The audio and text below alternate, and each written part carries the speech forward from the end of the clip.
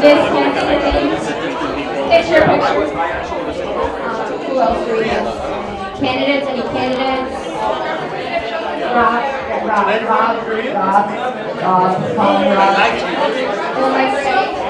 Yeah, Angie, great. Dottie. Anybody? Get in, Miss. We have going once. Any other candidates? Going twice. Yeah, okay. Everybody?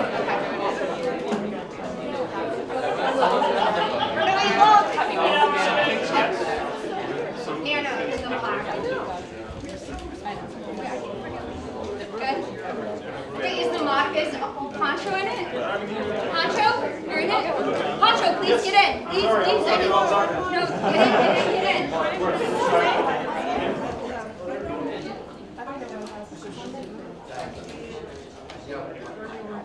Great. You good? Don't leave yet. You're good? No, stay there. Don't leave. The cameras in the back. God, okay. No,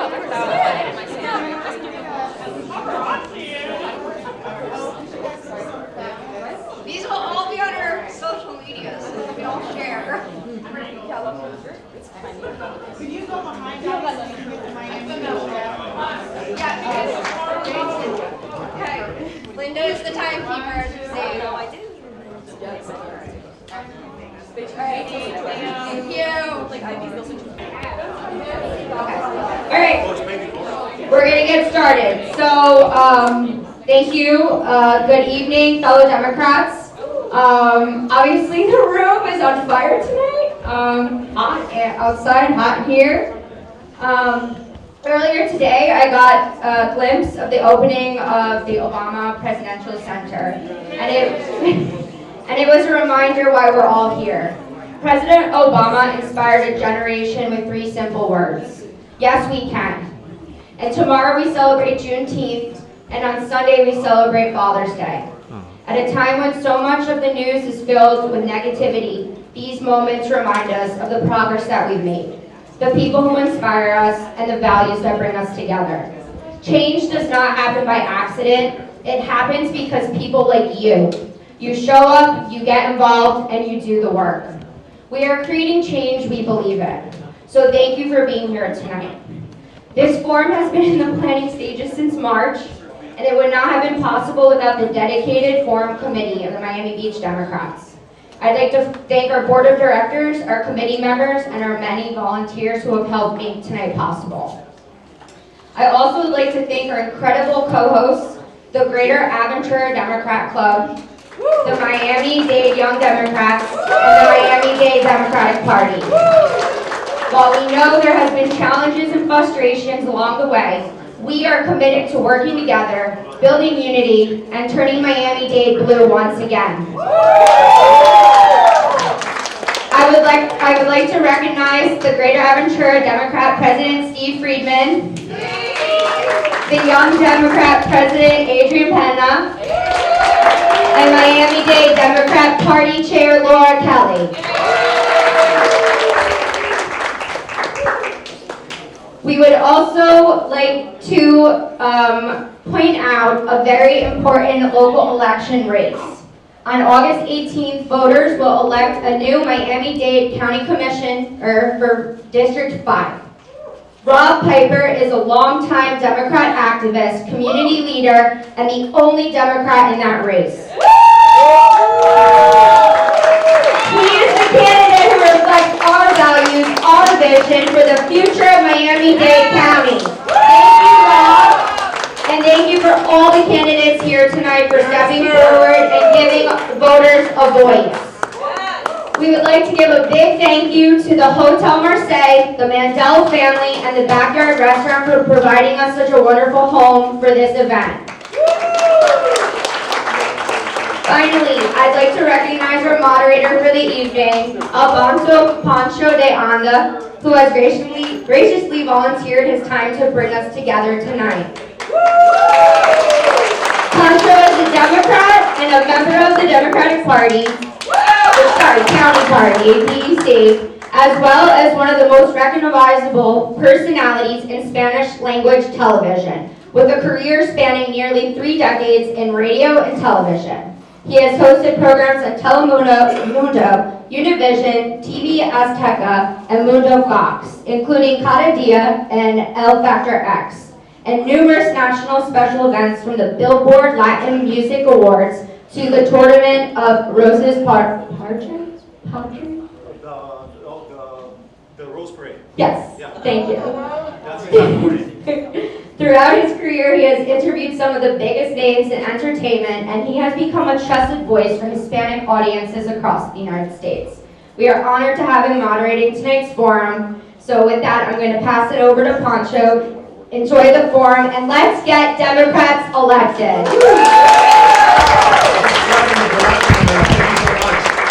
I'm just very proud to be a Democrat, and I assume that you are also proud to be Democrats. Right? Yes.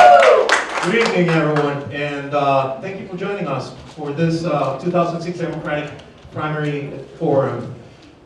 As Amanda said, my name is Alfonso de Anda, but my friends can call me Poncho. That's a nickname for Alfonso in Mexico, where I was born. So just call me Poncho, and we're gonna be good. That way I'm gonna feel that we're just friends, okay?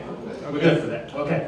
So I'll be the moderator this evening, and tonight's forum is hosted by the Miami Beach Democratic Club, the Greater Aventura Democratic Club, the Miami-Dade Democratic Party, and the Miami-Dade Young Democrats. Today, as Amanda was mentioning, was a very meaningful day for Democrats because it was the inauguration of the Obama Presidential Center. That was amazing. Did you saw it? It was amazing. It was amazing because it reminded us that public service can be guided by hope, by decency, and a genuine commitment to what is best for this country. And that's what we want. President Obama's place in history reminds us that we can always strive to be better, and that is what we hope to learn tonight, how each of these candidates that we're going to meet plan to serve, lead, and help build a better future. Before we begin, I would like to review a few simple rules so we're all on the same channel. For standard questions, candidates will have up to 90 seconds to respond. Linda Coco will show a 30-second warning card. Hi, Linda. She's going to be very close to me. Yeah. I may respectfully interrupt when time has expired so we can remain on schedule. For the lightning round, answers should be brief, approximately 20 seconds. Opening and closing statements, when included, are limited to 2 minutes. And we ask every candidate to maintain a respectful and professional tone, avoid interruptions, and focus on policy, leadership, and the priorities of our community. I promise, and this is me, to do my part to keep everything on schedule, not only because I respect everyone's time, but also, who loves soccer? I have 2 soccer fans here. We have a World Cup. At 9 o'clock, Mexico's playing, and I want to go and watch that game. So let's just stay on schedule, okay? All right. Thank you to all the candidates and to everyone attending in person and online, and let's begin. All right. So our first participant is Angie Nixon, a Democratic candidate for the United States Senate. Welcome, and thank you for joining us. Angie, first question. Florida is facing rising property insurance premiums, housing costs, and the growing effect of sea level rise. What specific federal action would you support to help Miami Beach residents to remain in their homes? Yeah, for sure. So first of all, I just want, are we doing introductions or no? Okay. So first of all, I just want to say thank you all for having me. I am Florida State Representative Angie Nixon, and I am super excited to be here with you all today. And so your question was in regards to what federal action we would do to do what? I'm sorry. To help people remain in their homes. Yeah, for sure. So I think it's really important to note that one of the main issues that we have, and what I've seen continually throughout the state of Florida, is that there is a lot of people who are beholden to special interest groups and big corporations, particularly those insurance companies. And so we need to make sure that we are looking to put forth some public options. Right now, a lot of folks are stressing out because they can no longer afford their insurance, and also insurance companies are denying claims.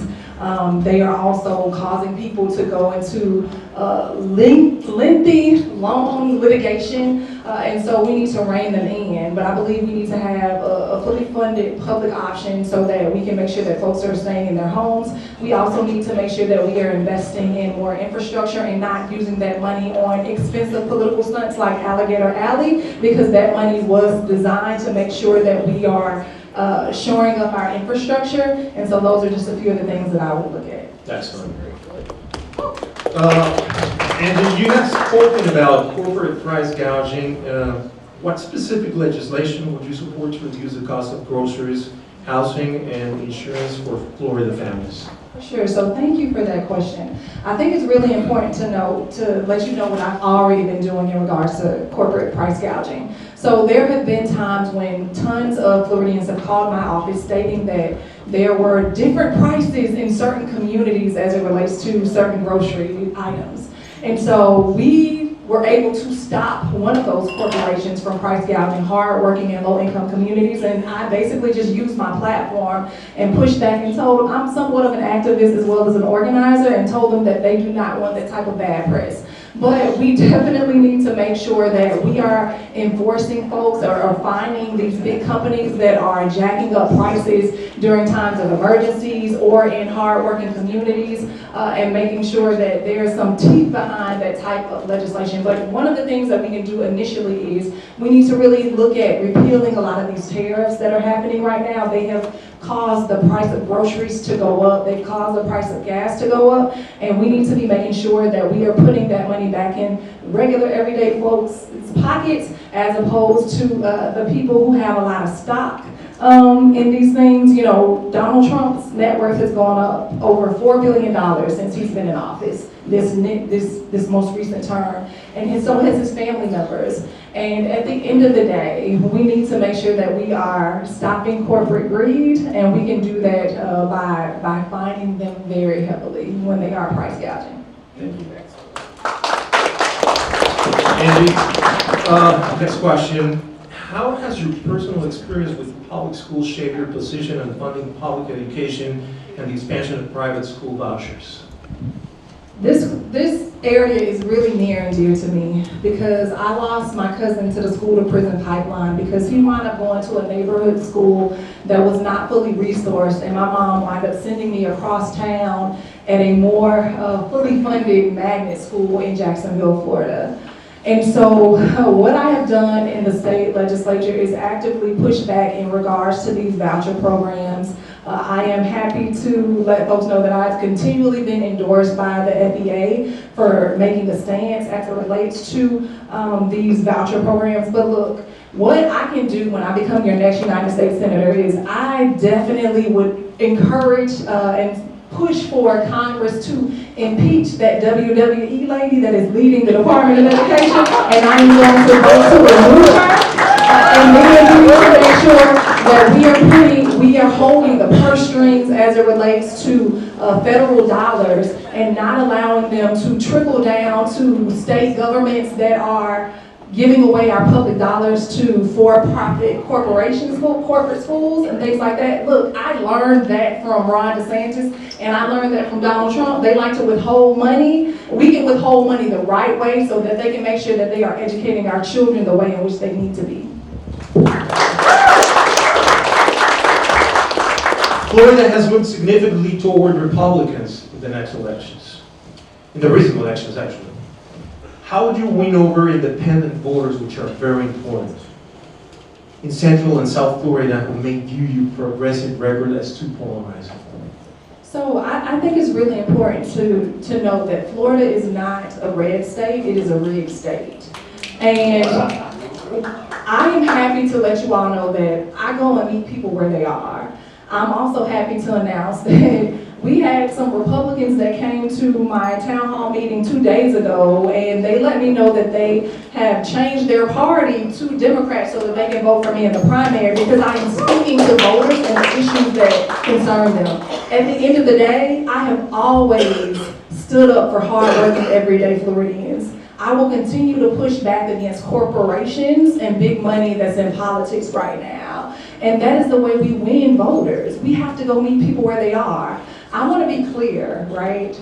I am the only candidate that can beat Ashley Moody in the general election. I don't care how much establishment or corporate money you have behind you. And the reason I am the only candidate is because I know how to motivate people, to get them involved, to let them know that they should be able to see themselves in Washington, D.C. I believe that government should work for the people and not against them. I believe that hardworking, everyday people should get to shape what their communities look like and what their economies look like. Can you all imagine if there were educators and school bus drivers and construction workers and teachers and nurses that were actually crafting our legislation? We wouldn't have to worry about them building $1 billion ballroom that you won't even get to dance in. That money would go towards ensuring that you all have quality health care, to going towards ensuring that our children have quality public education and so much more. And again, I am the only candidate that can unseat Ashley Moody come November.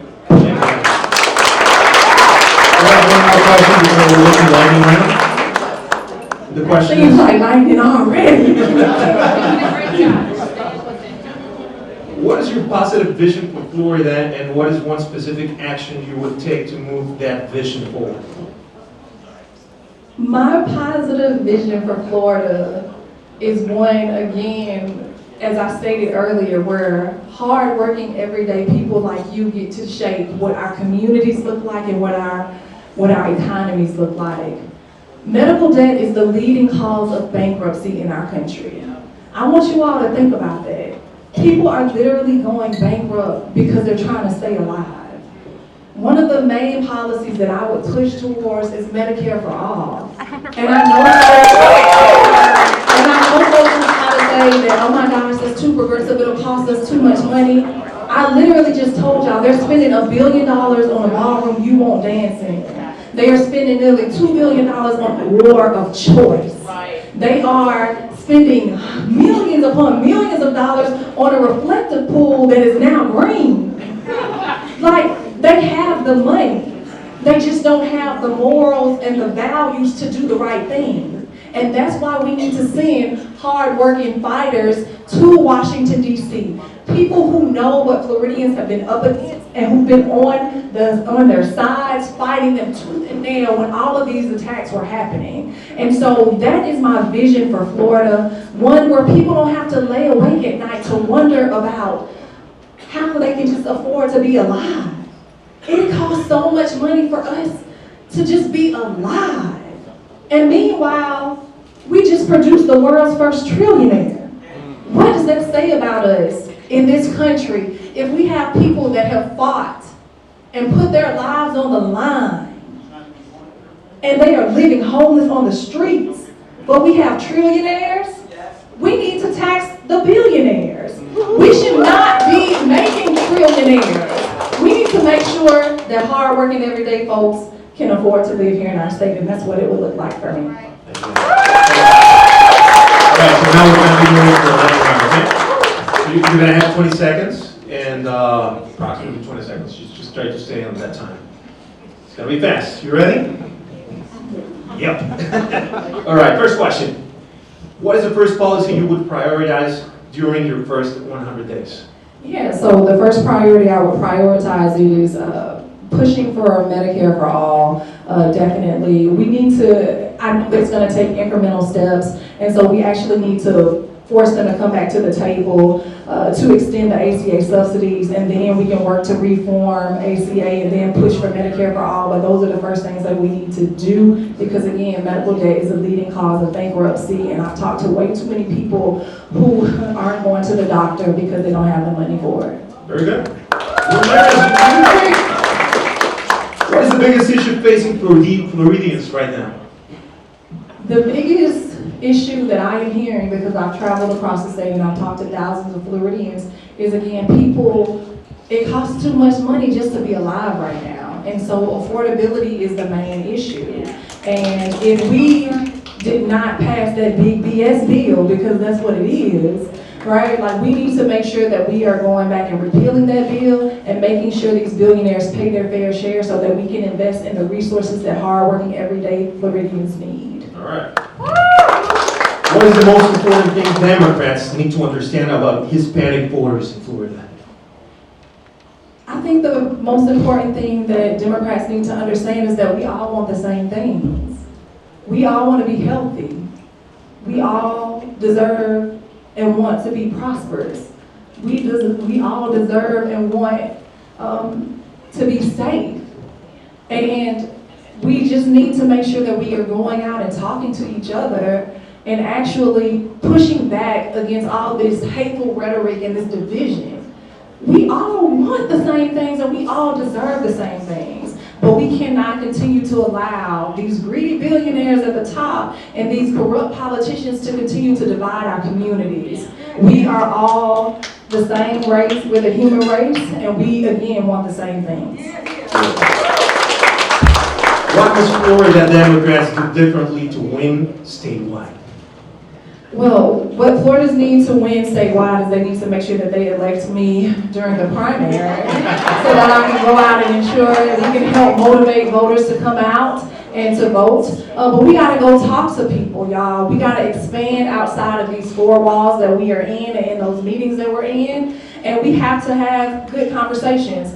Ron DeSantis banned books, I opened up a banned bookstore, but my banned bookstore is also a third space where we give away free Plan B. We also have mental health workshops, and we do that because a lot of people need health care. A lot of people don't have tutoring programs, and so we use that as an organizing tool, and we're also directly located across from our early voting and polling location. Thank you. I think we dropped it. We have 20 seconds. So we have one more question. If you do not win the primary, will you endorse the Democratic nominee? Yes or no? Of And course. why? Of course. And you said why? I mean, I'm going to be endorsing candidates and supporting candidates all up and down about it. Look, we have to make sure that we are turning this state blue, right? We have to make sure. But you know what, I would say we don't just, it's not about turning the state blue, it's actually about turning the state towards the people. And so that's what we have to do. We need to make sure that we are going out talking to the people and pushing them to the polls and letting them know that the Democratic Party is a big tent and we accept everyone. Now you will have 2 minutes for your closing statement. For sure, so that was a little weird. I usually like doing introductions in the beginning, but look y'all, I am State Representative Angie Nixon, and I am super excited to be here with you all today. We are boldly being attacked, y'all, and this moment requires bold leadership. Bold leadership, bold, unapologetic leadership that is also willing to sometimes do the unpopular things. I'm not sure if you all know, but I kind of disrupted some illegal and unconstitutional proceedings recently with the board where they tried to unconstitutionally and illegally remove districts from our communities and take away our ability to decide who we can vote for as opposed to allowing politicians to choose their voters. I am someone who is a mother of 5. I am someone who is a union organizer, the daughter of a veteran, I am also a community organizer, and I love my state. And I look forward to becoming your next United States Senator, but I also just look forward to us just building a new vision for our country, one where every family has stability, one where every worker has dignity, and one where every child and young person has the opportunity to reach the true American dream. Look, y'all, this is our country. This is our state. And we can no longer allow these corrupt politicians and these greedy billionaires to decide the fate of our country and to decide the direction that it goes in. And so again, we are boldly being attacked and we need bold, unapologetic leadership. I know what Floridians are up against. I'm the only one in this primary who has been on the front lines here in this state when women's rights were under attack, when members of the LGBTQ were under attack, when our public education was under attack. I also have been able to pass legislation in the State House. And so I am asking for your support, and I'm asking for your donations, and for you to join our People Power campaign at antinixon.com. Thank y'all. Thank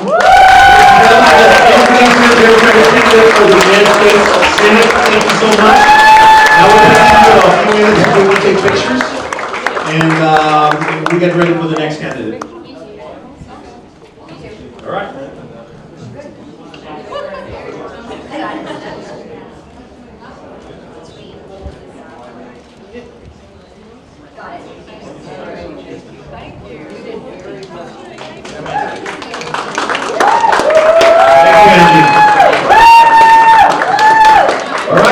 So our next participant is Oliver Larkin.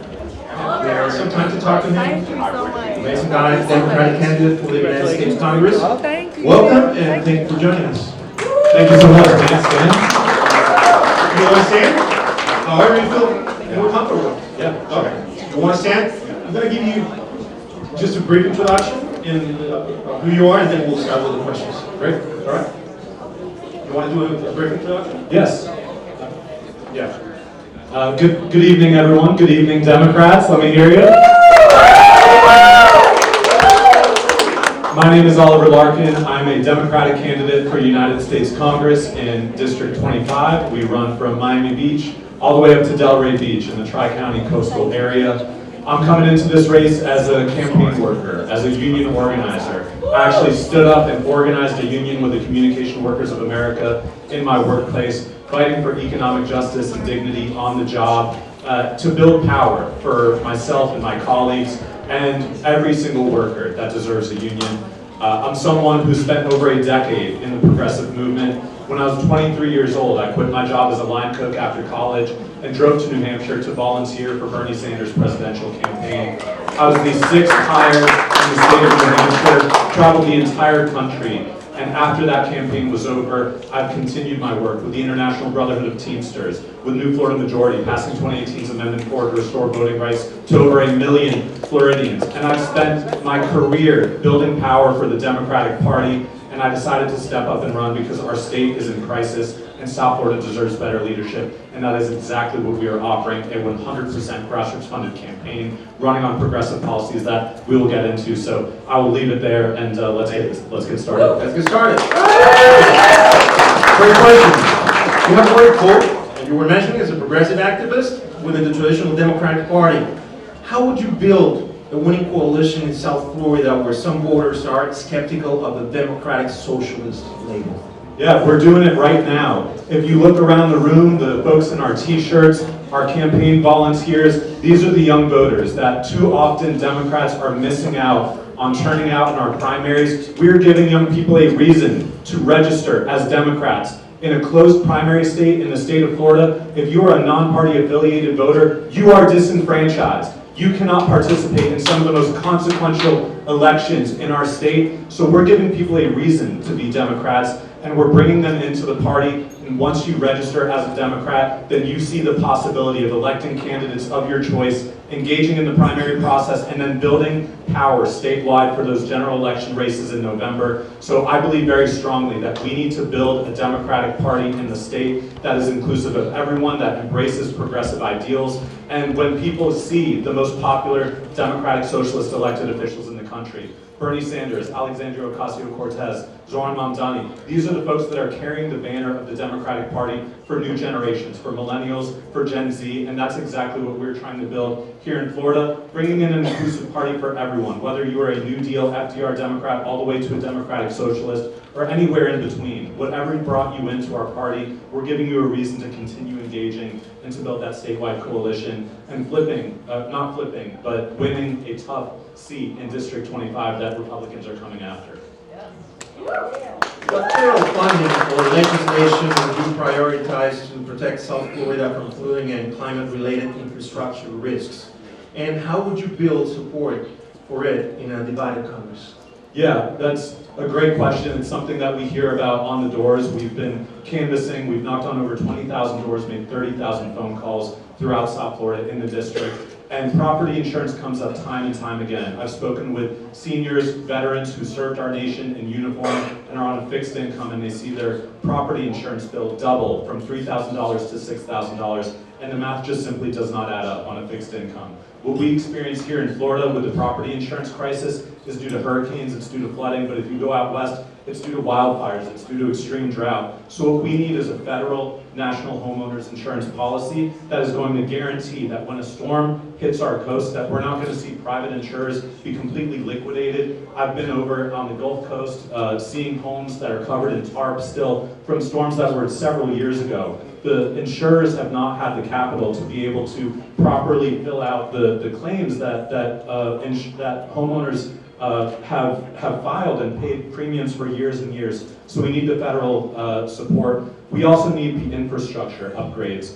There's some great legislation passed. I was working with senior members of the House and Senate Democratic Caucus when the Biden administration passed the bipartisan infrastructure law, passed the Inflation Reduction Act that carried a lot of investment that's now unfortunately running out. There's bridges in Bay Harbor Islands that need to be rebuilt. In the city I grew up in Fort Lauderdale, there's a $1.7 billion infrastructure need for stormwater and wastewater. You multiply that out across the district, we're talking about tens, if not hundreds of billions of dollars in infrastructure needs just to replace the basic stormwater, wastewater, raising roads, raising seawalls. We need a Green New Deal in Congress to be able to invest at the level that we need and create the good paying jobs to create a South Florida that's sustainable for the future.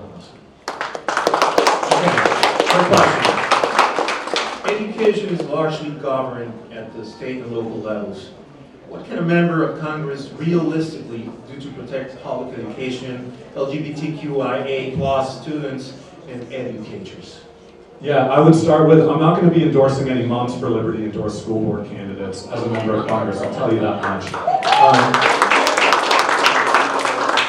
I've been very much engaged in dialogue with teachers, with FEA and United Faculty of Florida instructors in our public schools, all the way up to our public universities in the state. There is a culture of fear and repression in the state, and it's doubled down by the vacuum that's suctioning out the public dollars from our public school system, putting them into unaccountable vouchers that parents can take unaccountably. If the charter school fails, if the CEO of the charter school cuts the money and runs, that money does not return back with that child into the public school system. So it is a race to the bottom, and we've seen certainly with the DOGE effort that has completely upended the Department of Education. We're not seeing the federal support that's needed to support our public school teachers, but not just our teachers. It is the bus drivers, it's the cafeteria workers, it's the guidance counselors, it's the speech pathologists, the folks that, as we see in Broward County Public Schools, $45 million they're trying to slash from the payroll. It is these frontline positions, the support staff, that are leaving our children less able to receive the nurturing and the education that they need. So we have to oppose vouchers, we need to support our public school system, and we need to oppose the takeover of higher education in the state of Florida with Adam Hasner at Florida Atlantic University, Jeanette Nunez at Florida International, these 287G agreements that are deputizing campus police forces to carry out ICE's detention and deportation work on college campuses that are supposed to be safe havens and places where we are attracting talent from all across the world to be educated in South Florida and to remain in South Florida where they can raise their families to send our children into public schools. So, big supporter of supporting our public schools. South Florida is experiencing one of the most severe housing crises in the country. Your biography mentions that you and your wife had to navigate skyrocketing rentals costs across Fort Lauderdale, Boca Raton, and Veraceous Beach. What specific federal policies would you support to lower housing costs? And how would you respond to concerns that rent controls or federal mandates could reduce new housing development? Yeah, on federal policy and federal legislation specifically, there are a few pieces of legislation. One is the Faircloth Amendment that was passed in 1998 that capped the number of available social housing units at the inventory that existed in, I believe, October of 1999. Of course, we've seen our population in South Florida grow tremendously since then, but the number of affordable housing units that are able to be owned by municipalities is capped. That's why when we see more investment put into affordable housing, it's routed through these nonprofit organizations that very, very capable and very much invested in building an affordable South Florida, but there's an inefficiency in that spend when you are having to involve outside groups, so you're not getting that scale that we need if we repeal the Faircloth Amendment. I would also pair that with passing legislation like the Homes for All Act, which is currently introduced in the House of Representatives. It would build 12 million affordable homes all across the United States. We need to stand up to the private construction industry, the luxury developers, the private real estate industry that is invested in keeping supply low so that they can keep prices and demand very, very high. We're seeing my generation actually being pushed out of South Florida, having to flee to other parts of the country that have better paying jobs, that have more affordable housing. We need to keep our young people that are raised and grow up in South Florida able to build a career here, able to build a family here. So those are a few pieces of federal policy that I would seek to pass or change. All right. This is the last question before we go to the lightning round. what is your positive vision for Florida, and what is one specific action you would take to move that vision forward? That stress that you wake up with, that you carry around with you, because as soon as the money from your direct deposit at your job hits your bank account, it's back out the door for your rent, for your health insurance premium, for your car payment. That economic anxiety that we all feel that gets exacerbated every time there's a corporate merger of a grocery store chain that then jacks up the price of food, every time that there's a merger of an airline that raises the cost of being able to travel to see your family for the holidays. We shouldn't have to sweat these basic things that we all need to survive. Being able to get from part A to part B with your public transportation. We should not see cuts to Tri-Rail. We should not see the ACA slashed to expire the premium tax credits so that our health insurance costs are going through the roof. So what I would do is address the cost of living crisis that we're feeling at every single level of the economy, from our power utilities with Florida Power and Light raising our rates by $7 billion, from every single thing that is being done just to squeeze us a little bit more. We deserve a champion in Congress that is not bound by corporate PAC donations or special interests or billionaires, so that we can fight freely for the people that elect us to represent them. So what I want to do is address these cost of living concerns in a real way, and to just address the stress. It should not be this hard to live in South Florida. We should all be able to not only survive, but thrive. And that is the kind of policy framework that I'm seeking to build with Medicare for all, with universal child care, with college for all, with raising the minimum wage to $25 a living wage. These are the things that we need to survive in South Florida as well as across the country. All right, so now we're going to be moving to the lightning round. I'm just going to ask you to please stay, keep your answers approximately 20 seconds, okay? First question. What is the first policy you would prioritize during your first 100 days?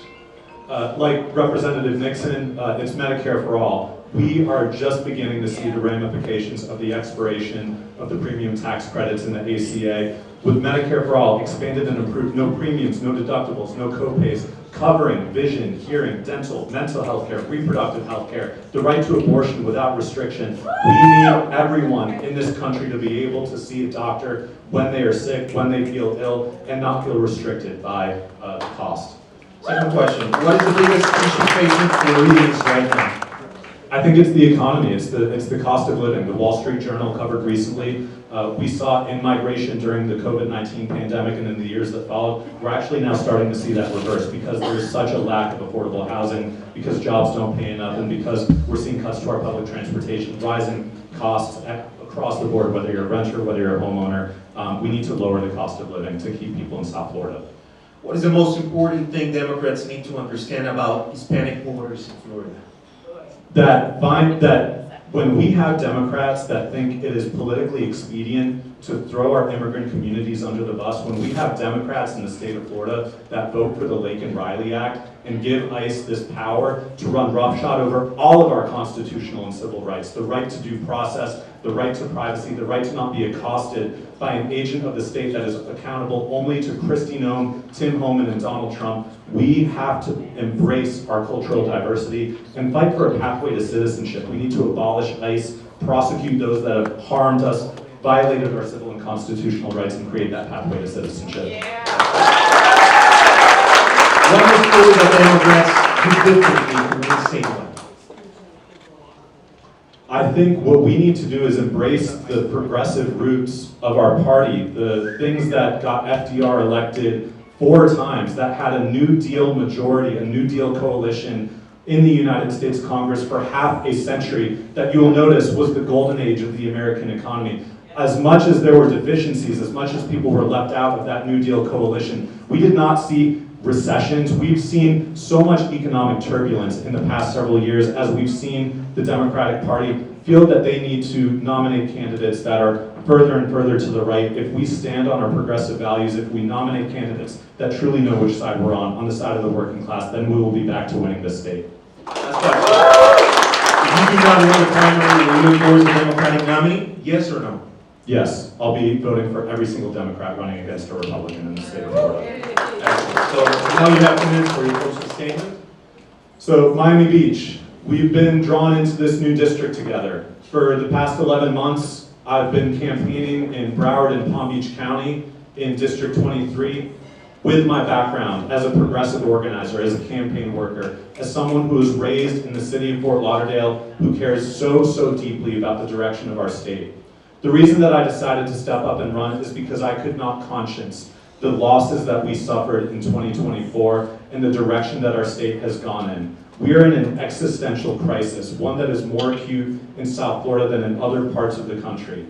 When I consider what our state is going to look like in 50 or 60 years, I want South Florida to not just survive, I want us to be able to thrive and build a sustainable economy for everyone in this state. So what I've been doing, what my team has been doing, we're going door to door, we're talking to voters face to face, we're having town halls, we are showing up for you because I'm here to represent you, your interests, your values. I bring in my very strong point of view, but the best representative that I can be is one that listens to you and hears your concerns and then reflects those in legislative policy, by working hard for you in DC, and by being accountable to you, by coming home and having public town halls, by having public meetings, by having an engaged constituent service team that is going to answer when you have a question about your Medicaid, about your Social Security, about your Section 8. My team will be there to support you and to build the best possible congressional representation our state has seen, and that is what I seek to do, and I'm so very grateful for all of you for showing up here tonight.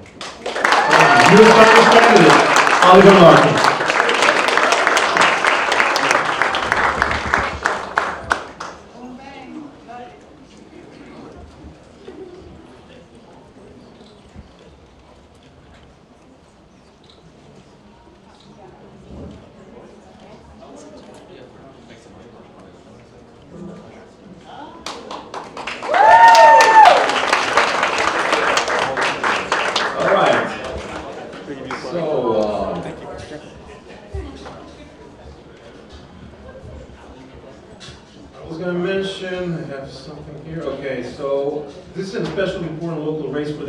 Because several Democratic elected officials have already endorsed the Republican candidate.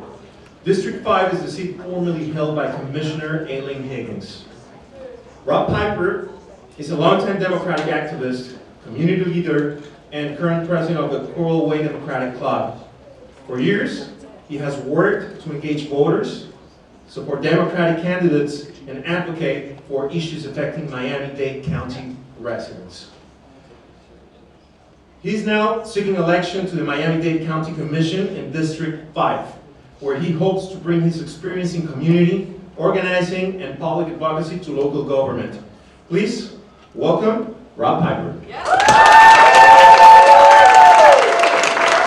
Rob, you're going to have 5 minutes for all your remarks, okay? Can everybody hear me? Yeah. Can you hear me now? Yeah. Awesome. Okay. Oh, but this. Oh, yeah. First of all, thank you to my posse that came out here to root me on. Giorgio and Diane. Thank you to Amanda. Thank you for Laura for getting me to this point. I am Rob Piper. I've only been in this race for about 2 weeks. And you know why I'm here in this race? You're gonna win. Because it's a privilege to follow progressive candidates like Oliver Larkin and Angie Nixon, because we need that here in Miami-Dade. That is why I got in this race. Values. The values of compassion, dignity, equity, progressive values. Don't be fooled by my two opponents, Vicky Lopez and Joe Sanchez. They talk a good game, but they are not progressives. And when I saw that there were no progressives legitimately challenging them in this race, I could not sit back and let that happen. So here I am. I got a long way to go, but I'm going to work my tail off between now and August and November, if it comes to that. And I will be ready on day one. I can promise you. So, in the meantime, what I need from you, help me expand my footprint on social media. Go to hashtag Rob Piper here to serve. Rob Piper here to serve. That hashtag. Go to my website, www.robpiperheretoserve.com. Sign up for my weekly District 5 emails. One will be going out tomorrow. I send those out every week. I plan to send those out every week when I am commissioner sitting on that days, because progressive values matter. So, Do I still have, how much time do I got? You still have time. And you served, did you also serve our country? Yes, I did. Yes, I did. I am a retired Marine. And I got in this game when I retired in October 2016. Y'all know what happened in November. Do you know the very first time I knocked doors in my entire life was in October 2016? And you know why?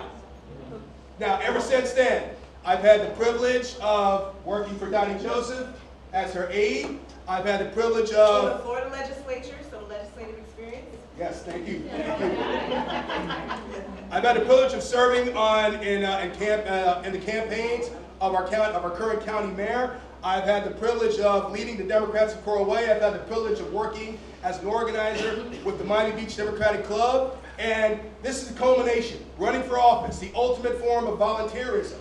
So, and I'm looking to pave a way for others, because I want to pass on what I learned. In case you didn't know, I ran for city commissioner, District 3, last year, just this past November. So again, I had to get in this race because I was not going to let two Republicans, it's a nonpartisan race, so you won't see that on the ballot. I couldn't let this seat just go to them without a fight. So join me, help me in my fight, help me expand, help me catch up to Joe Sanchez, help me catch up to Vicky Lopez, and let's do this.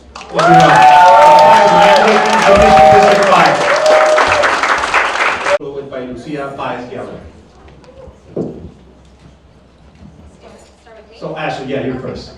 You have an opening statement, 2 minutes. Thank you. Good evening, everyone. How many of you here know who Fabian Basabe is and think that? So that's the short answer for why I'm running for office. The longer one, which everyone constantly asks me, like, why would you do this? Well, I was involved in politics a lifetime ago. I was the president of the Law School Democrats at the University of Chicago Law School, a club like this. And I interned for Senator Durbin in college and Senator Levin in law school. But then life happened. I met my husband, who is a Cuban immigrant. He'd been here for about 3 years when we met our freshman year at the University of Michigan. And we moved to Miami, and we had 3 adorable, they're running around, 2 in the front row right here. Soccer fans. Exactly, big ones. Adorable children, but pretty time consuming. And I became a criminal defense attorney. I do post-conviction. I help people after they've been found guilty of a crime to make sure that their constitutional rights were preserved, because I believe the Constitution is very important, and that we have to make sure we uphold the rule of law, because if we don't uphold it in every case, it won't be there when we need it. Thank you. And I'm the president of the Board of Transition. We help people get jobs when they get out of jail in Overtown.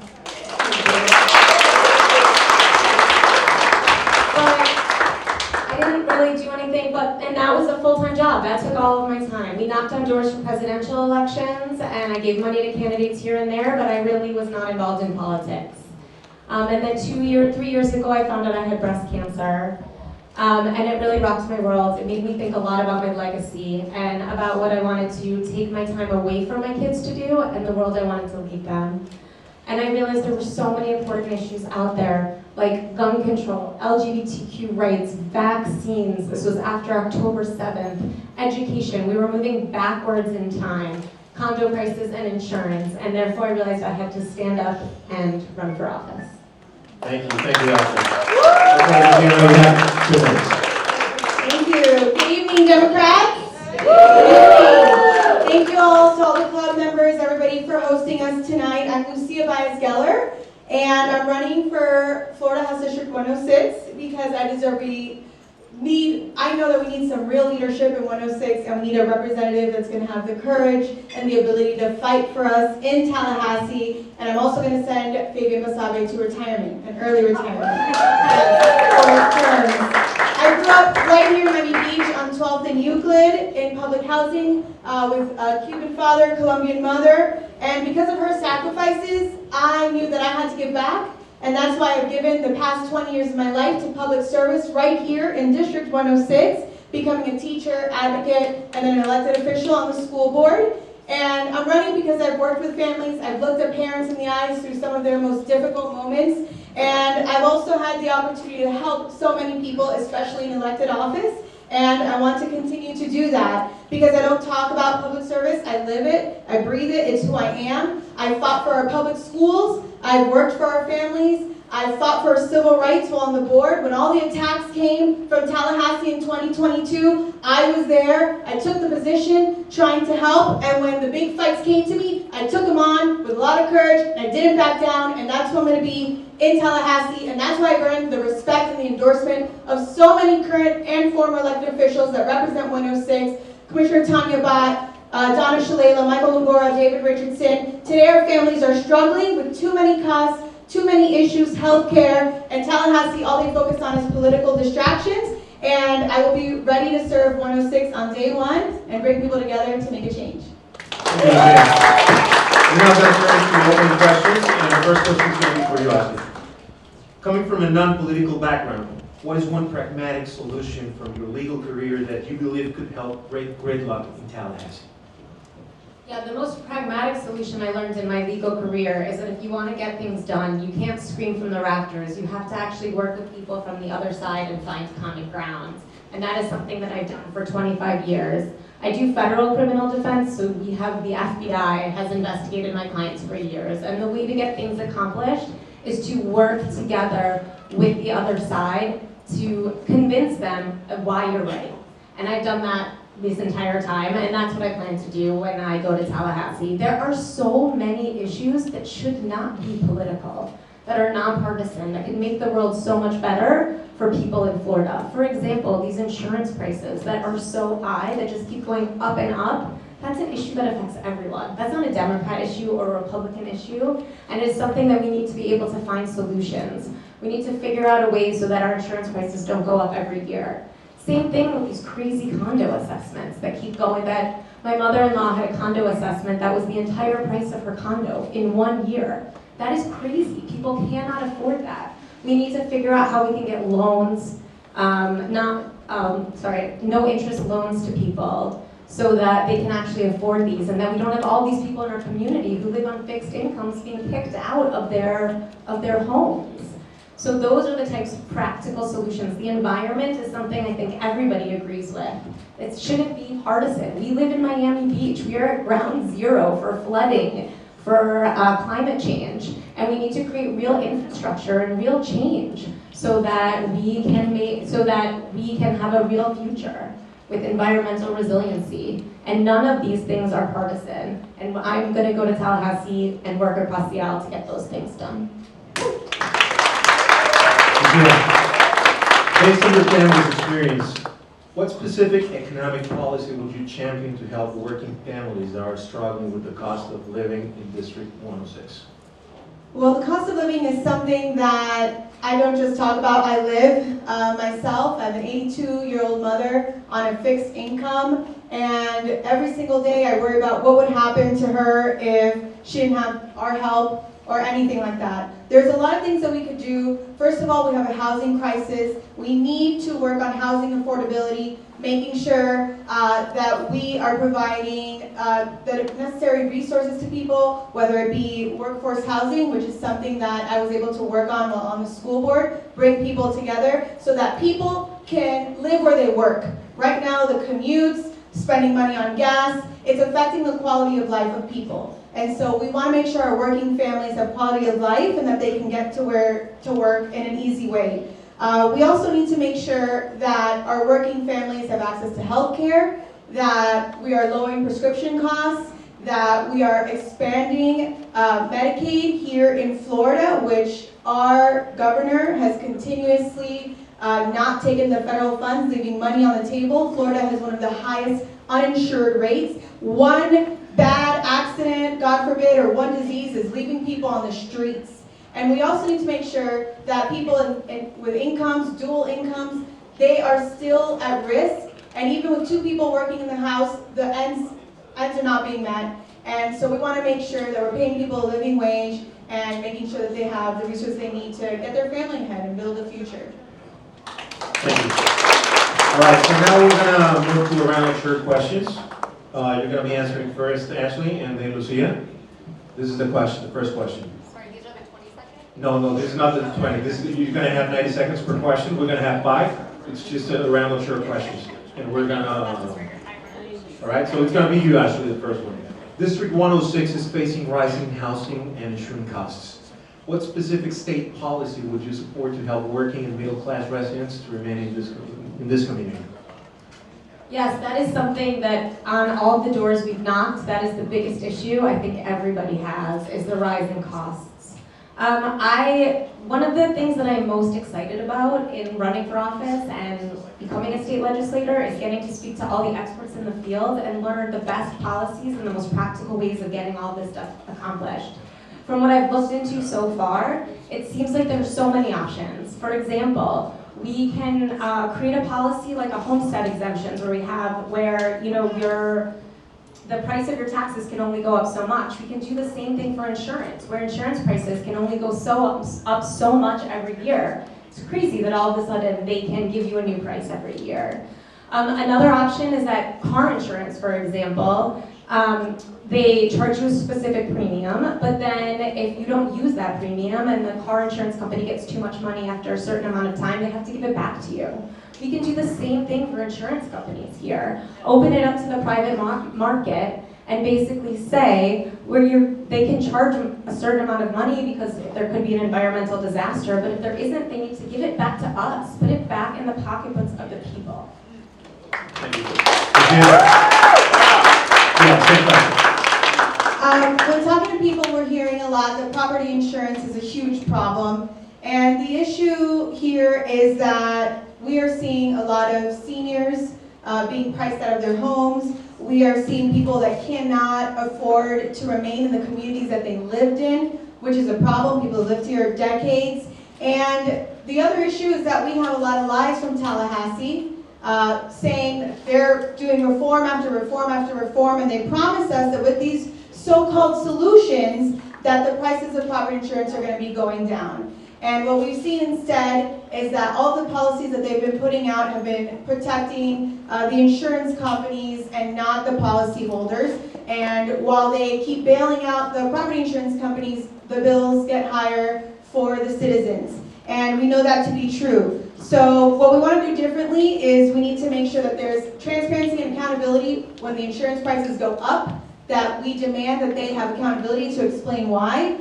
We need to make sure that our consumers are protected and that we're exploring innovative solutions such as we can give grants to people to harden their homes so that they're more resilient and therefore their property insurance rates could go down. So we have to make sure that these prices don't keep spiraling out of control, and we need to challenge the insurance industry and get rid of corporate interests so that we can have what we need.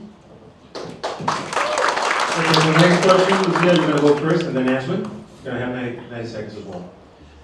How should Florida balance housing affordability, historic preservation, local control, and the Live Local Act would support changes to that law? Yeah, so historic preservation and development, they're not competing values. We can have both. The question is, do we have leaders that are going to do the hard work, that are going to investigate the responsible ways that we can have development while protecting our historic buildings? I grew up on 12th and Euclid in an Art Deco building. Art Deco is the fabric of Miami Beach. It's an economic issue because that's why people come to Miami Beach. And once that character of Miami Beach is lost, we're never going to get it back. So we need to make sure that we stop Tallahassee from doing one-size-fits-all solutions like the Live Local Act, taking away power from commissioners that we elected, mayor that we elected, so that we can have responsible growth, but not ignore the infrastructure issues that we need, because we need, before we are developing and building, we need to make sure that our community can survive it. That we see that the flooding is not just an inconvenience, it's a safety issue now. So we got to control it, but make sure that we have resiliency planning, community input, because we do need to preserve our historical heritage. And I'm someone that can bring people together and find solutions. And we got to continue to be able to call Miami Beach our home. Thank you. Ashley, now you go first, and then you Ashley first. For the next question, it's going to be you. All right? Yeah, which is going to be. Yeah, I have the same question now, right?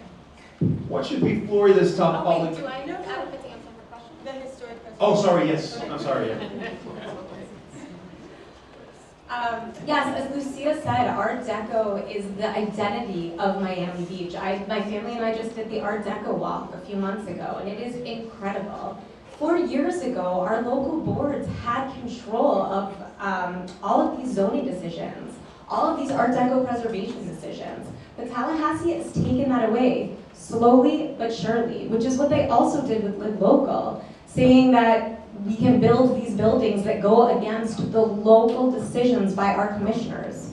That is going to take away the character and identity of Miami Beach and all of the communities in 106. We live on these barrier islands. We're the ones who have to live with the construction, the congestion that creates, the environmental consequences of what that happens. We need our local communities to be making those differences, to be making the choices of what affects all of us every single day, because our city commissioners are around, they're people we can talk to. We can't talk to somebody in Tallahassee that's not even our local representative. We need to create a master plan that includes the county, that includes everybody along Collins. So Miami Beach, all the way to Aventura. I was talking to a Surfside commissioner the other day who was saying that we have to actually plan for resiliency. We have to plan for these projects so we can understand what we can build, and for that, we need local control. Thank you. What should be Florida's top public education priority during the next legislative session? Public education, obviously in Florida, we've all seen as being attacked by Tallahassee as of late. When my son was in 3rd grade, they closed the libraries. And my other son was in kindergarten, and they had to put books in his bag as if it was contraband because you weren't allowed to give books to children. That is insane. We need Tallahassee to get out of our curriculum. It's telling us what we can teach our children, that we can't say to climate change. And we also have a real funding issue, structurally. We have these buildings that in Ruth K. Broad, which is in Bay Harbor, the building hasn't had air conditioning for years. And lately, the biggest thing that's been going on is that Tallahassee now has passed a law that lets people go in, that is letting these charter schools go into the public schools and take their spaces away for elective classes. We cannot allow that to happen. These public schools, these children deserve everything, electives, whether they're taking their music classes away, without any thought to what the public school actually needs.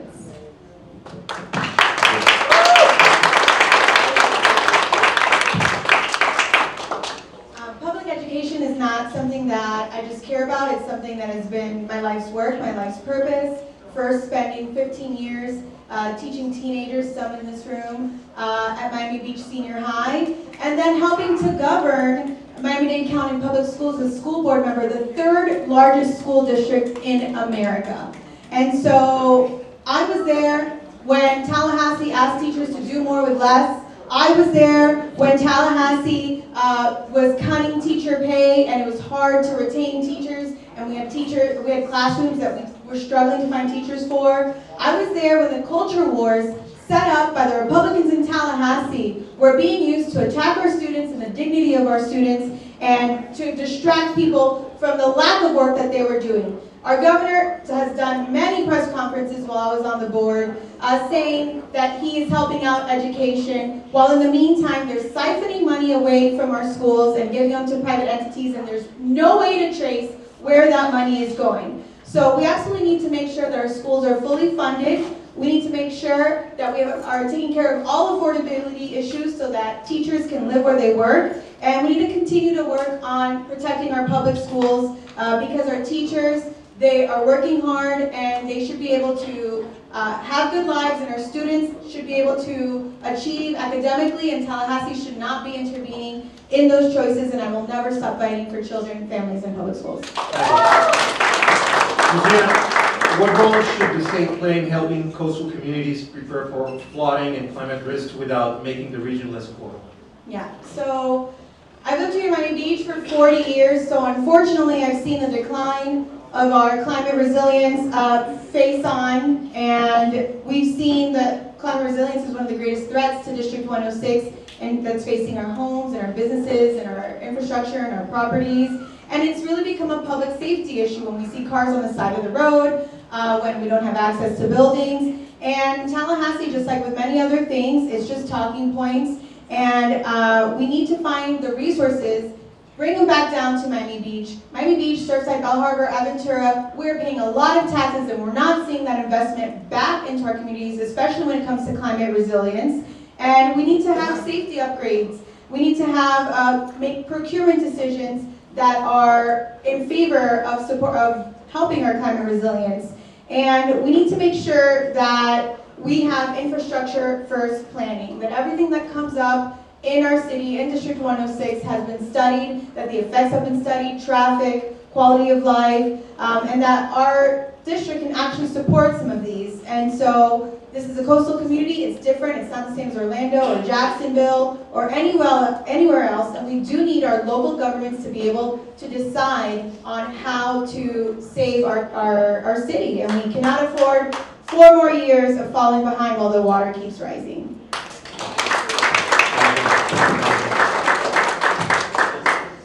Yes, when I talked about the legacy I was leaving my children, the environment is what I meant by that, right? If we don't do something about it now, we will be underwater, and we have to protect ourselves.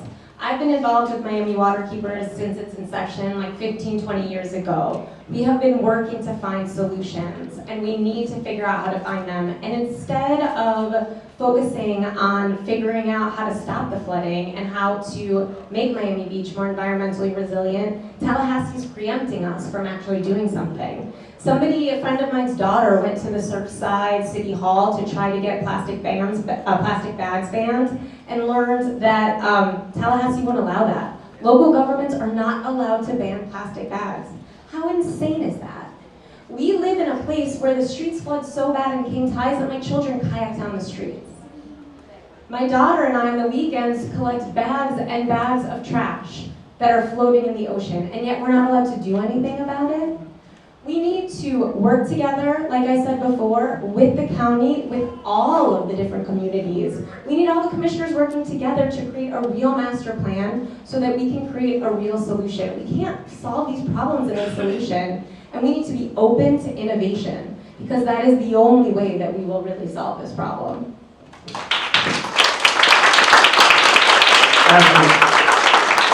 Democrats have performed strongly in Miami Beach, but struggled in other parts of District 106. What would your campaign do differently to expand support in the northern part of the district and defeat Fabian Basabe? Yes, this district is 30% Democrat, 30% Republican, and 40% independent. So what my campaign is already doing differently is focusing on those independents. We lost Aventura last time, and that is highly important. And that is one of the reasons I decided to run, because as a Jewish woman, I feel that I can relate to a lot of these Jewish people that have become independent and have left the Democratic Party. We need to bring everyone back. We need to talk to every single voter. We can't just give up on people. We need to have conversations, knock on the doors, go to the events, and that's what I've been doing since the very beginning. My campaign has knocked on over 20,000 doors already. We are the only candidate to qualify by petition. We got over 1,600 petitions. That is already, we've gotten them from Republicans, from independents. When you talk to people, they understand, and you can find common ground, and that is how we win.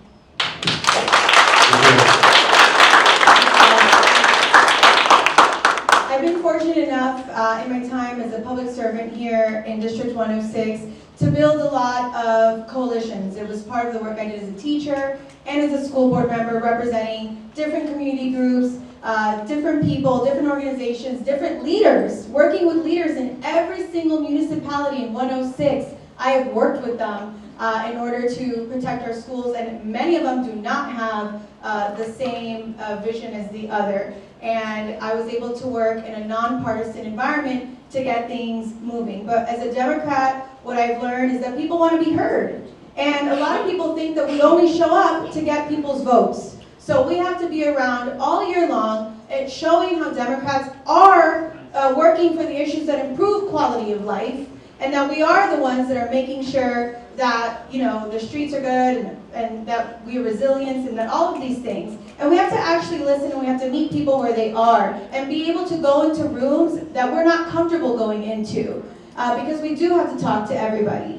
And we have to respect everybody's experiences, even if they're different as our own. But my job as an elected official was to move things forward with people that I definitely did not have anything in common. And that's why we have to continue doing that. And people like Fabian Basabe, all they do is incite division among people. So we want to make sure that we bring people together in coalitions and that we show up in every neighborhood and every community, and we listen and we build trust. That's how you build trust, and I think that's what more people need to have for our Democrats, and we will get there.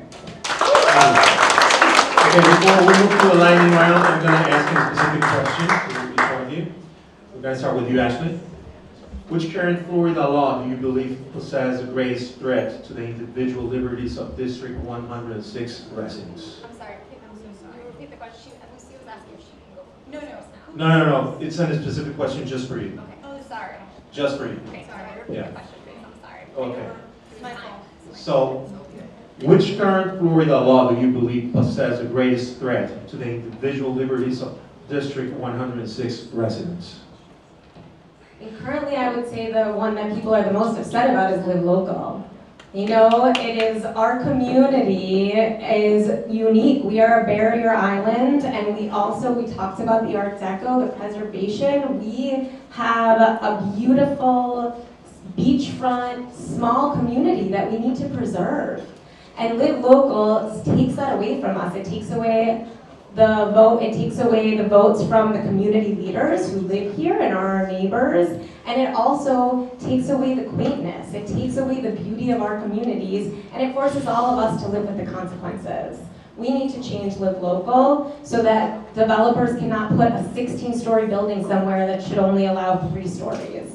And so that Tallahassee is not the one deciding what buildings can go where, who can affect our neighbors, what streets can be congested, and where they can build. We need to be the ones making the decisions for ourselves.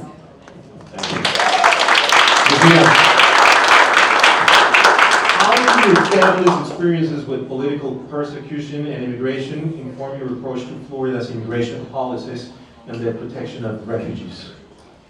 Well, my father came here as a refugee in the L'Oreal boat lift in the 80s, and that's because he wanted freedom. And we have to make sure that our local leaders here in District 106, that they are not essentially voting and allowing us to deputize federal agents to come into our homes, to come into our schools, and take away our rights. Obviously, we need to make sure that our communities are safe, that, you know, our borders are safe, but we also need to make sure that we have a dignified way. Something that I'm extremely passionate about is the DACA students as a teacher. Every single year, our students did not know if they would be able to come back because every single year they had to apply. Right now, there's an act in Congress to see whether they will continue to have their rights. I had students that in the middle of the night, their parents would be taken away, that would become homeless overnight. And so we absolutely need to make sure that our families are protected, that we have a path to citizenship for those families that are working here, and that we respect everybody's human dignity all the time, and that we don't keep giving our taxpayer money away to political stunts like Alligator Alcatraz, where $1 billion of our taxpayer dollars were used, and that we use that for better purposes. Thank you. So now we're going to be moving to a lightning round. Please give me a chance for to approximately 20 seconds. I will alternate who answers first, and we're going to start with you, Ashley. 20 seconds. What is the single biggest issue facing District 106 right now? I think it's affordability. People cannot afford to live under the current circumstances with these condo assessments, with the housing prices, with the way that insurance is, that it's going up and up, with how expensive gas is, groceries are. People need a lifeline. They need help. And we, as in the state of Florida, going to Tallahassee, we need to help everyone. Yeah. I think our capacity to support growth and in our city, we can't keep putting pressure on our roads, on our barrier island, on our water and our sewer and our drainage, and so we have to do more for that. But we also need to do more for housing affordability to make sure that people can live where they work. It's very important. And we also need to restore local control, because the people closest to the problem should be the ones who can make decisions on it. And our communities should have meaningful voice in the direction that our city's going. Okay, Luciana, this question is, you go first. What is one Florida law that you would most like to change? There are so many. I'm trying to think. Right now, I think that we need to make sure that there's not government intervention in our personal decisions, especially when it comes to healthcare, reproductive care.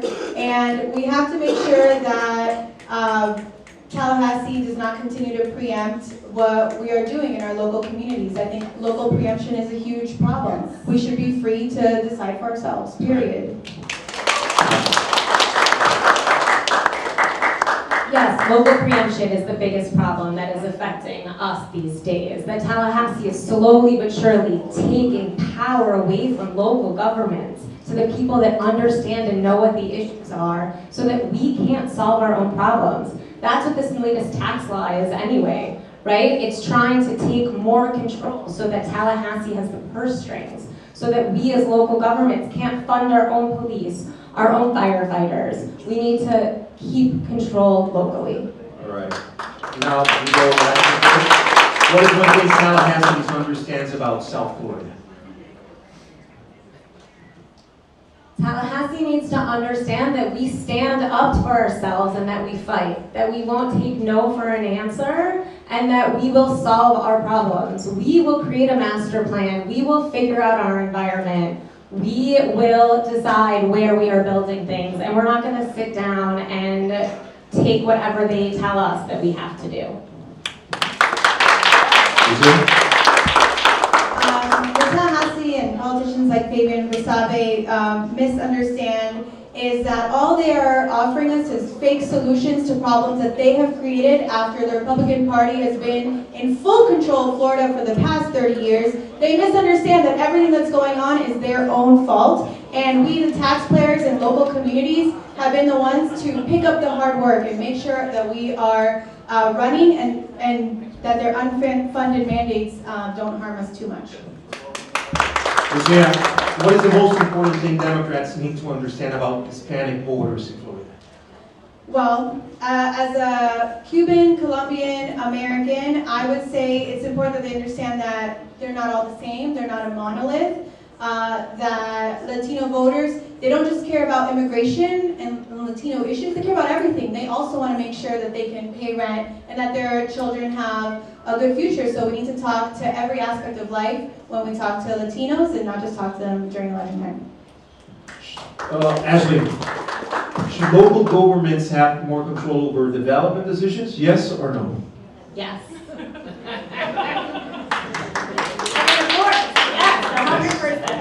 Yeah. Lucia? Oh, That's for you. yes, absolutely. It's not just an economic issue, an infrastructure issue, it's a morale issue. People are not going to be going out to vote and want to engage in civic participation if they think that their vote and what they're doing doesn't matter. So we want to make sure we get local control. Lucia, in one word, describe your leadership style. I would say empathetic / compassionate. That's 3 words.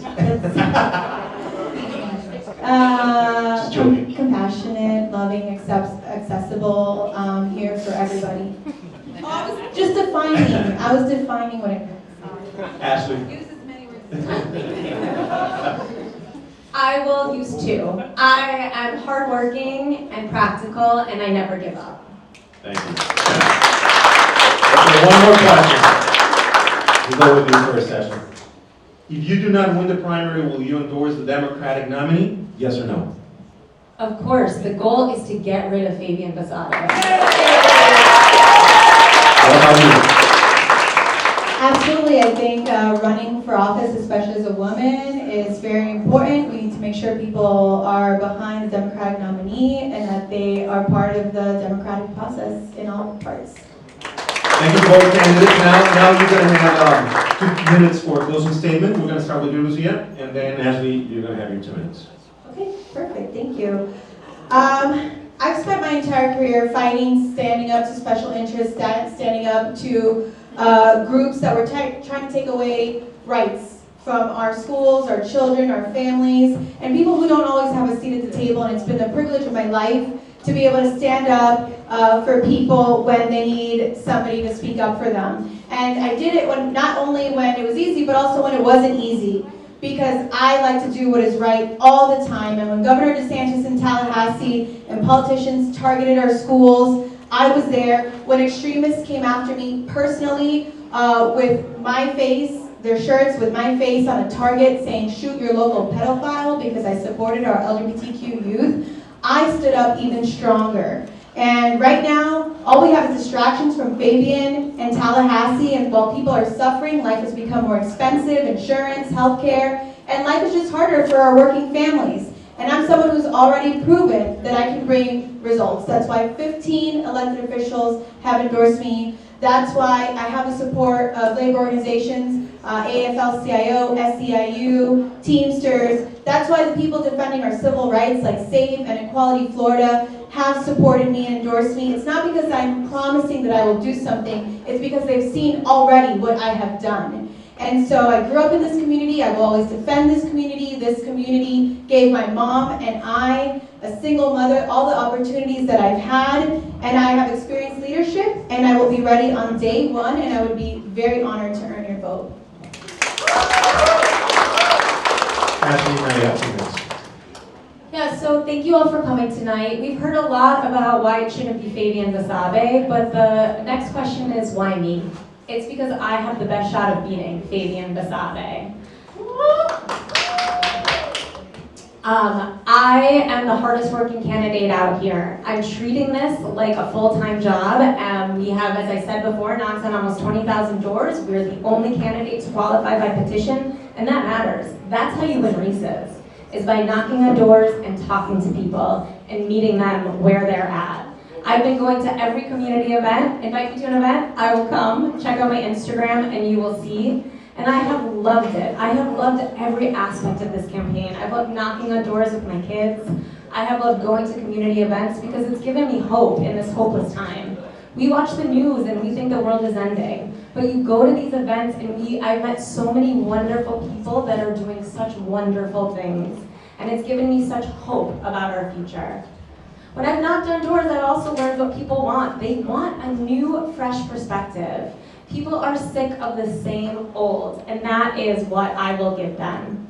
And I also have spent my life in a courtroom where I know the opposing counsel. I know who Fabian Basabe is. He sows chaos and distrust, and I cannot wait to hold him to account. Fabian Basabe says one thing out of one side of his mouth and then goes and does another. I cannot wait to debate him, to talk about him, and to win. And because of that, that is why I've gotten the support of local leaders like Mayor Levine Cava, the last person to hold this seat that was a Democrat, Mike Grieco. And the last thing I'll say is that I'm not going to Tallahassee and leaving my 3 children to get nothing accomplished. I'm going to go there and I'm going to bring back everything for this community.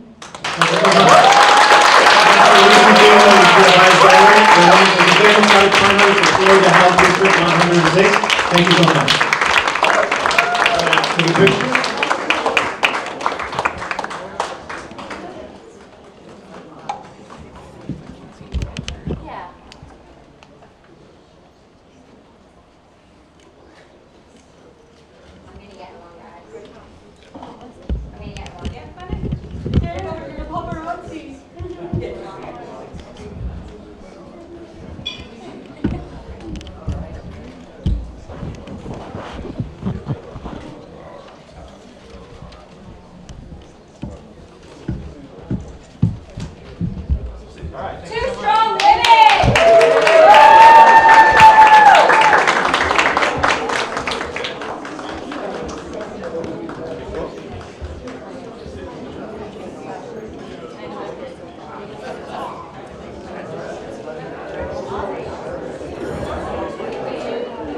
All right, let's continue. We still have a couple more candidates. We're going to welcome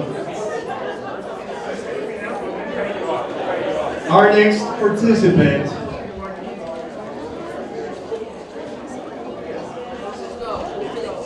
Our next participant is Dana Foster. She's a Democratic candidate for the governor of Florida. Welcome, and thank you for joining us. Thank you, Dana. Good evening, everyone. How are you all doing? You have 1 minute just to make a brief introduction.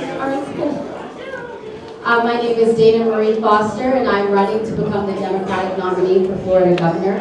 I am a public servant and have been since I was 19 years old. My public service started within Broward County Libraries, and 5 years ago I transitioned into public education, where I have been a teacher at my alma mater of Fort Lauderdale High School. And I am bringing a new perspective to this gubernatorial race. We have tried the same playbook for the last 30 years, and we have not won. And so now it's time to take one of our own, an everyday working Floridian, and put them at the top office, which is the governor's office. Thank you, Dana. We're going to be asking you 5 specific questions, and then we'll go to the lightning round, okay? Okay, so you have 90 seconds for each question. The first one is this one. Florida has expanded voucher programs while public schools face funding and staffing challenges. How would you balance parental choice with the need to protect and fully fund public education? So as a teacher, I'm currently living through these budget cuts that are taking place within public education. And so it's incredibly important to make sure that we're fully funding and protecting our schools. The way that we intend at Foster for Florida to implement this funding is through raising the corporate tax rate.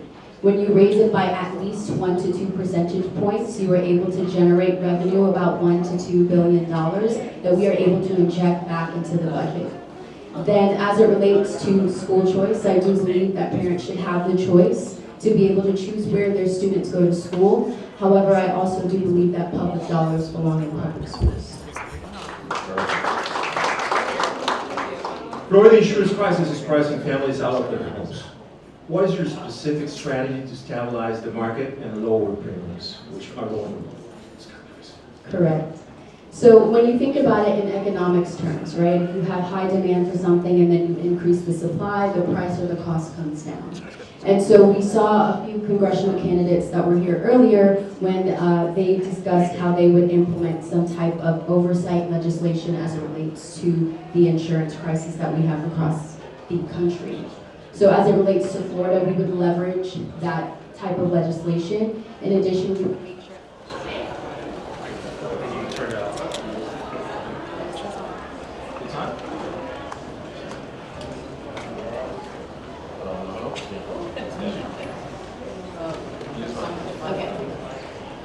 Could we change the battery on this one? I think this one too. Oh, double that? Oh, then that is something. Hello? Oh, gosh, and the owner just walked out. Give me one, the backup mic. There's, right, the backup mic. Right on the floor, Shannon, by the microphone, by the speaker. Is that the only mic on the backup? One? Yeah. Okay. So as I was mentioning before, we would leverage that federal legislation for oversight, but at the state level, we would also ensure that we have oversight as well to make sure that we're stabilizing the market, because what we want to see is more insurers enter the market. So again, we have that increased supply so that the cost goes down, and then we're not having those heavy financial burdens on our residents. How would your administration protect reproductive rights, LGBTQIA+ rights, and personal freedom under the current political balance in Canada? So I actually just saw something recently online. There's a woman here in our state where she is literally carrying a fetus that is no longer viable for pregnancy, and she's unable to get a DNC because of our state laws. And she's been carrying around this unviable pregnancy for weeks. This is where we've come to as a state. And so, as the next governor, should Florida elect me to be her governor, I intend to make sure that I work with the Republican-led legislature, just because that's the reality in which that we live right now.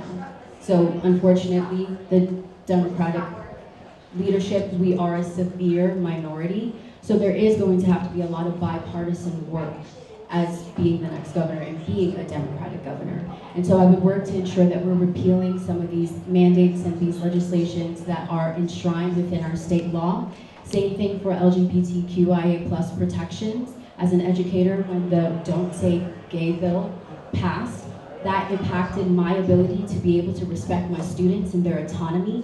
And for whatever reason, Republicans are just so concerned with the LGBTQ community and what they're doing with their lives. And at the end of the day, they're just trying to live just like the rest of us.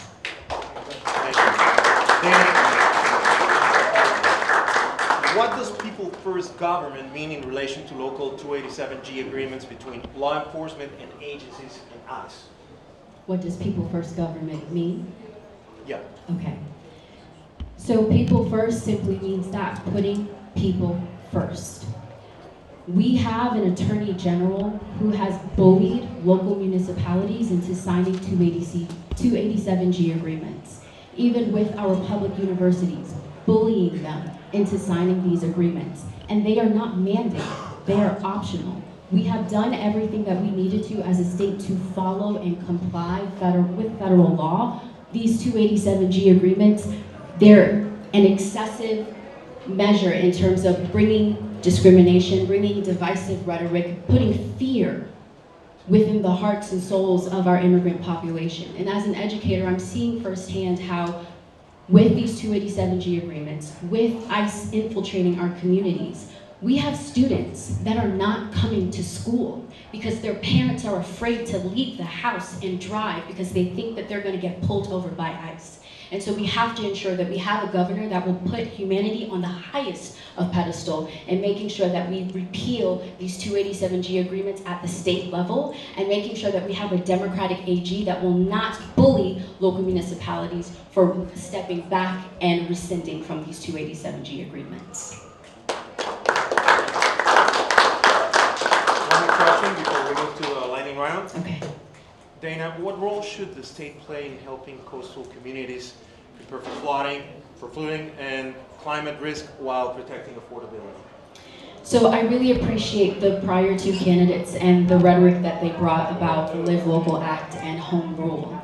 And I believe very firmly that the state should be a guide, but local governments know their communities best. And so the state should be empowering local governments to carry out legislation for what's best for their communities and not telling them what to do.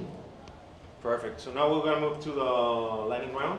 We're going to have 20 seconds per question, okay? Okay. Okay, the first one is, what is the single biggest issue facing Florida right now? Affordability. Would you like me to expand on that? If you want, you have 20 seconds. Okay. So just really quickly, affordability is a huge issue within our state, and so what we intend on doing is through expanding that corporate tax rate by 1 to 2 percentage points, we're able to take those funds and, for example, be able to issue out micro grants so that we have financial resources for our small business owners. In addition, we want to make sure that we're close. Oh, sorry. Oh, 20 seconds? Yeah. I wanted to touch on our housing. Yeah, I wanted to touch on our housing strategy. All right. What is one state law that you would most like to change? All of them, but I have to stay true and blue, especially to my roots being an educator. 1296 really came for us hard with our unions, and our unions advocate and fight for our workers' protections, and so to come for our unions is coming for our very financial pockets, and I would make sure that that would be overturned. What must Democrats do differently to win statewide? Listen to the people and elect more progressive candidates. Right now, we are tired of seeing career politicians come in, make these promises that sound so good, and life is still exactly the same. And this is why we are here 30 years later without having any type of gubernatorial administration where we've had a Democratic governor. What is the most important thing Democrats need to understand about Hispanic voters in Florida? So to kind of piggyback off of what one of the previous candidates had mentioned about there being diversity, right, within the Hispanic population. It's not a one-size-fits-all. You have Hispanic people that are from... Thank you so much. Thank you. Jane Foster. Do I get my 2 minutes to close? You have 2 minutes. Yeah? Okay. So I'll stay to my 2 minutes, but what I want to acknowledge is this. I know that I'm not the candidate that the establishment has picked, but I am the candidate that the people have built. Over the last year, I've traveled across this entire state, meeting the people of Florida, hearing their stories of struggle, of triumph, and of hope. And that's why we say here at Foster for Florida, hope is on the ballot. And that hope lives within our campaign, and we are the people's campaign. And so Miami Beach, I am humbly asking for your vote to become the Democratic nominee, because we need to ensure that our next governor is a candidate that has shared values and lived experiences. But even more so than that, we need to ensure that the Democratic nominee is prepared to go toe-to-toe with the Republican nominee, whether that's Byron Donalds or James Fishback. We also need to make sure that they are able to go toe-to-toe with Donald Trump. And what I'll say is that fascists fear teachers. So on August 18th, we will absolutely take back our democracy. On August 18th, we will take back our state. And on August 18th, we will complete that first step in flipping Florida blue. Thank you very much. Thank you very much. Jane Foster, Honorary Candidate.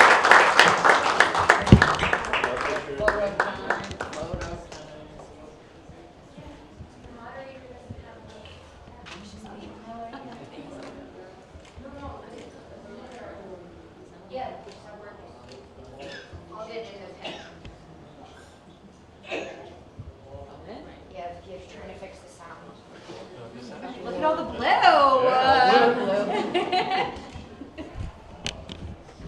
Blue wave. Thank you. Thank you. Strong woman, strong woman. Okay, so before we conclude, we'll hear from Dottie Joseph. She's a Democratic candidate for governor of Florida as well. Dottie Joseph is an attorney. She's an educator and former member of the Florida House of Representatives. During her time in the legislature, she advocated for public education, economic opportunity, healthcare access, and voting rights. A longtime community leader and public servant, she's now a candidate for governor of Florida and is working to build a future that expands opportunity and strengthens communities across the state. Please welcome Dottie Joseph, and you will have 5 minutes. Thank you. First of all, give yourselves a round of applause just for sticking it out to the end. Thank you so much. I mean, you are the reason that we are here, right? Like, it's us standing in the trenches, making sure that we are the last line to protect what's left of our democracy that's on life support. For those who don't know me, I am Dottie Joseph, and I proudly represent Florida House District 108. I was born in Haiti, raised right here in Miami-Dade County, public schools all throughout. I've gone to some of the best and the worst schools that this county has to offer. Graduated from Design and Architecture Senior High. My background is in fine arts, yes. So I really get historic preservation. I had the opportunity, so as an immigrant, there's like a menu of professions that you can have. You know what they are: doctor, lawyer. So the one that was dubbed for me early on was law. So I tested it out in high school, and I interned at the Miami-Dade Public Defender's Office. But this was back in the days of the crack cocaine epidemic. And what I saw was a lot of people going to jail that just needed medical attention. And it broke my heart. And I decided I didn't want any part of this criminal injustice system. So I wrote off being a lawyer. Then I graduated and had the opportunity to go to Yale University, where I interned for Congressman Peter Deutsch, first in his district office, and fell in love with constituent services, helping people fix their problems and making government actually work for us and not against us. Then they invited me over the summer to work as a legislative correspondent in DC. So I got all excited, and I got there, and I got to Capitol Hill, and I was completely disillusioned by how our democracy didn't actually function. People didn't know what was in their bills, special interests was running things, so I wrote off politics, okay? Graduated, took some time off. During that time off, I was able to volunteer at my dad's church as the acting youth director, and then I interned at the Carter Center in Atlanta, working with former President Jimmy Carter. And this man and his wife restored my faith in what a public servant could be. People who are out there doing the work, not for self-aggrandizement, but for the people. So I did a program in The Hague in mediation and conflict resolution, and all of my mentors were like, listen, you're passionate about human rights and civil rights, you really need to consider law school. So I sucked it up and I went to law school. I went to Georgetown University Law Center in Washington, D.C. And while a lot of my colleagues are out making big bucks at fancy firms, I was out doing the Lord's work, civil rights and human rights. I interned at the United States Justice's Civil Rights Division. Back then, we were making sure that agencies that receive federal funding were accommodating people who speak other languages. My, how the DOJ has changed. And with the National Lawyers Committee for Civil Rights under the law, helping to co-author the manual that organizations use to register voters around the country. Then over the summers, I would work with refugees, with the UNHCR in Uganda, actually the UNHCR in Cairo, Egypt, with Sudanese refugees, and in Uganda, I worked primarily with Congolese refugees.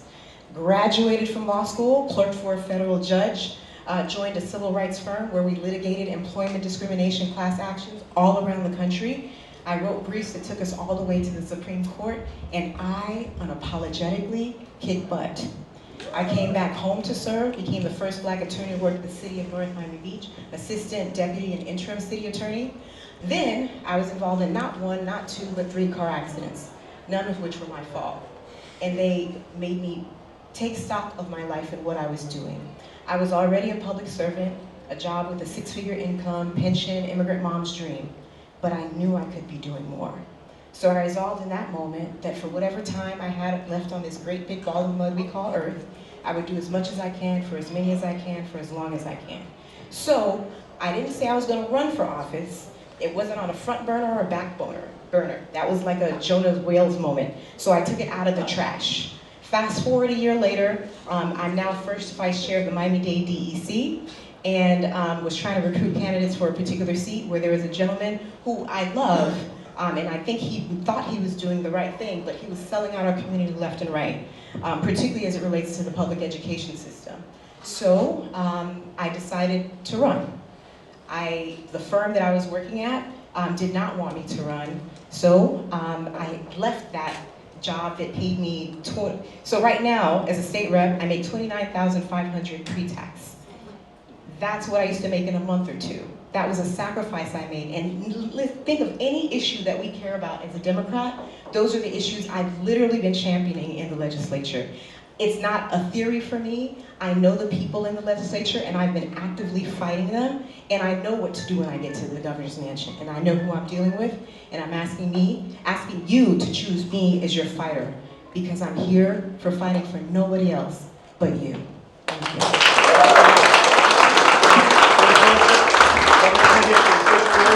And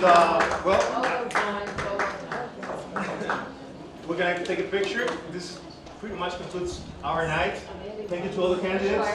Thank you to everyone who came tonight. And obviously, last words. Thank you so much.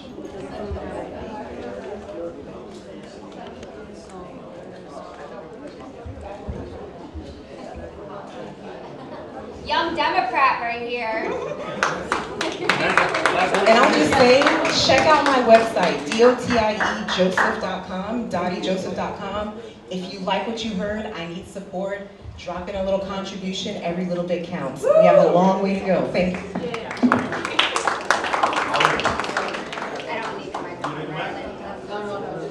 If you don't know me, well, if you do know me, you know I'm loud. And now if you don't know me, you know I'm loud. So before we conclude tonight, I want to thank all of our candidates for participating in the forum and stepping forward to serve. Running for office is not easy. It requires courage, sacrifice, and a belief that our communities can do better. No matter who you support in the Democratic primary, let's give all our candidates a round of applause for putting themselves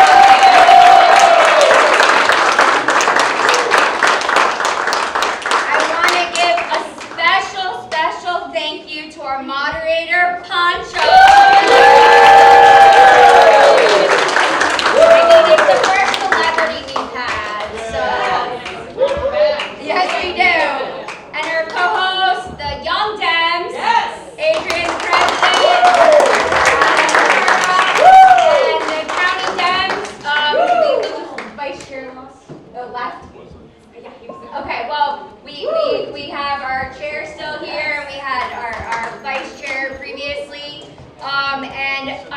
give a big thank you to our board members, Linda Kokel, Tim Johnson, Kevin Harris, Shannon Murphy, and our other board members are on Zoom, the Hotel Marseilles. Yes. But most importantly, we want to thank all of you in this room, because democracy doesn't work without you.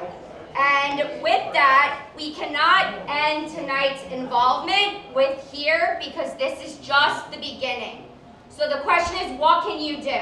We have our next day of action on June 25th. That is winning elections one conversation at a time. Okay, we text and we phone bank, we have pizza and wine, and we have fun.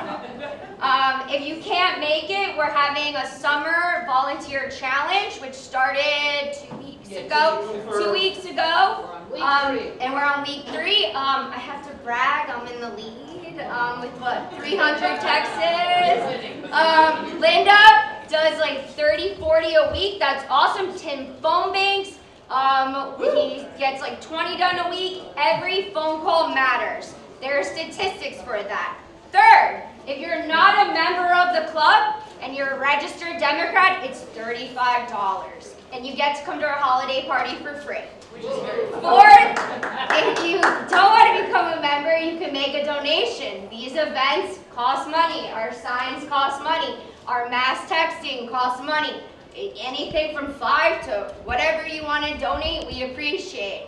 And finally, please mark your calendars for our next meeting on July 8th. We'll be right here. We will have our favorite state senator, Chevron Jones. He's running for Congress, unfortunately outside our district now, but we love him and he'll give us an update on dirty, dirty Tallahassee special sessions.